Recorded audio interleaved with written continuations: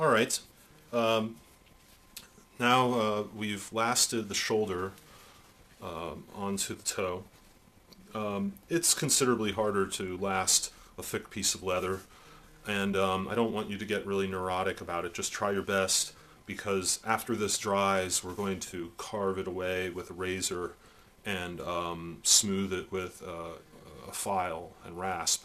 So there will be an opportunity to fix little lumps and bumps that you were not able to handle getting rid of. So now we're going to compress the fibers a little more and add some more glue. You can see before I start how nice a transition there is there.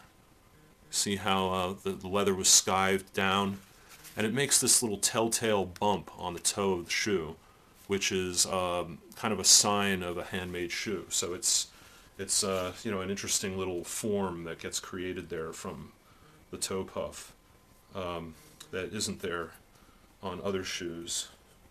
And you'll be able to shape the toe a little bit, and it's an opportunity to design your shoe when this next phase. So I'm putting a little more paste on it, and now I'm going to beat the paste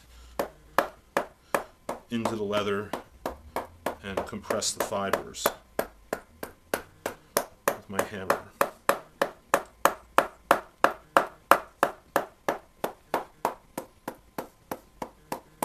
You don't have to hit it very hard. You might loosen your nails and cause more harm, but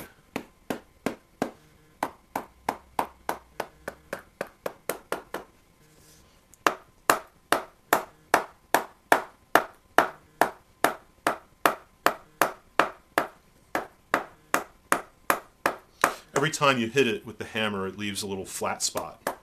So be mindful of that. Don't let it stay that way.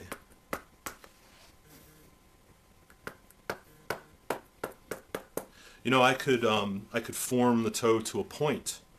I could make it look more square. You could actually sculpt with the shoulder leather in this phase and make your shoe into something else.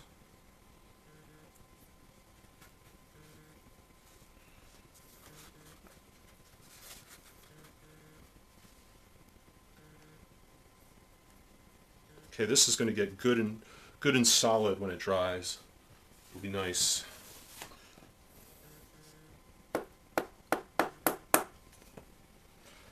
All right.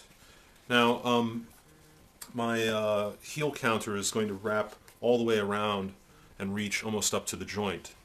But sometimes shoemakers will put a piece of skived calfskin as a bridge between the toe and the heel along the sides, and that will help the shoe retain its form and resist unsightly wrinkles. But there are a couple. This is sort of a matter of taste. Some shoemakers will avoid putting those, and then the shoe becomes sort of more elegant looking and narrower because you have less thickness on the sides of the foot, and it can make the foot look smaller, the shoe look smaller. And also, when walking, not having any stiffener along the side allows the shoe to become really supple there and break in nicely, and it's really quite lovely when you're doing that, and it gives the shoe a totally different, comfortable look and feel. So you can do it both ways. I mean, there are some styles where you might want that support along the side, like if you're doing a pair of wingtips, you might not want a wrinkle to form in the middle of one of the wings.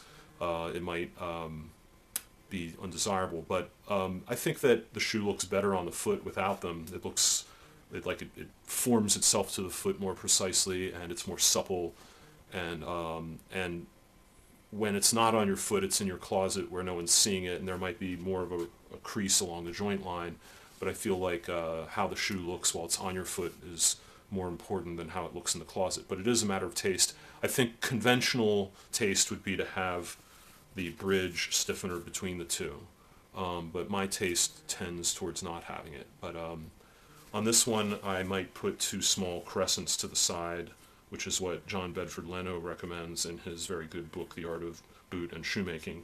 But anyway, we're done right here. I'm going to fold this down, and then we're going to put the heel counter in. Very good. Okay.